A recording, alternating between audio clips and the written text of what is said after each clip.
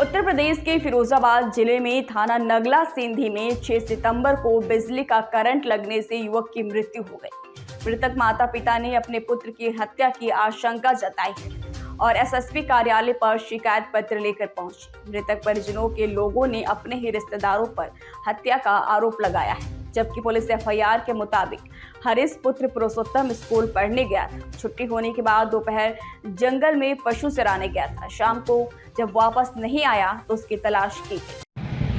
पेड़ के जंगल के लिए भैंस चराने गया, खाना लेके अपने बच्चे के लिए।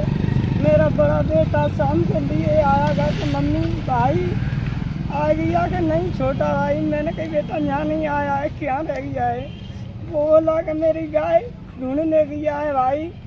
मैंने बेटा तू गाय को साथ ले आया है तो भाई को क्या छोड़ आया है? मैं इतनी सुन के मामला है आपका ये? मेरा नाम पुरुषोत्तम है सर, गांव कसौंदी ठार आती है सर, निवासी मेरा गांव।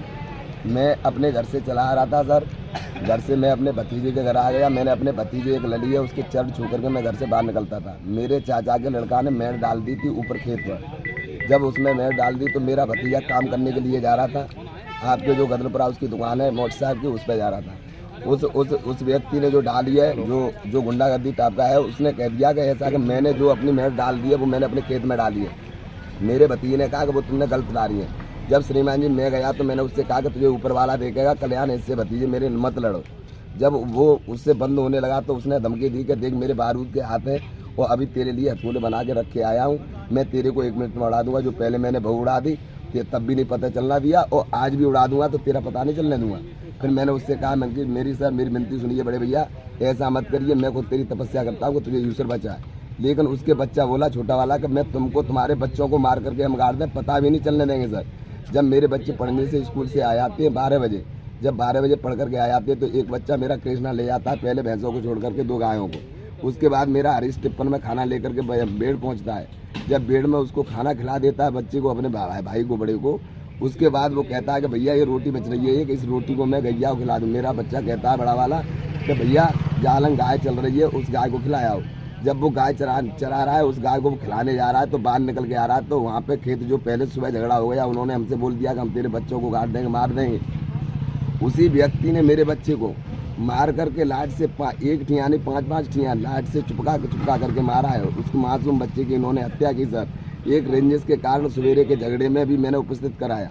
जब वहाँ झगड़ा हुआ है, वहाँ के भी पुलिस गई है तो उनको मैंने शासन को भी बताया कि ये लोग मौजूद थे। उसके बाद शासन जहाँ जांच करने गया है, जो सियर के देवी के मंदिर के बगल में खेत है, उसमें जो लाइट सियर देवी से वो डाल के केबल को ले गया है, बिजली वाली तार को, उस तार से चिपका करके मेरे मासूम बच्चे की हत्या की। उस खींच करके जब ले जा रहा था अंदर तो मेरी जब मिसेज शाम को ढूंढने जा रही थी, जब मैंने भी कहा अपने बहन से, अपनी बच्ची से, तो मेरी बच्ची उस दिन उपासना में थी सर। उपासना में जब वो खाना बना रही थी, आलू बट रही थी, तो मैंने कहा मैंने कि हरीश नहीं आया, मम्मी तेरी कहती हुई चली गई है, मैं जा रहा हूँ।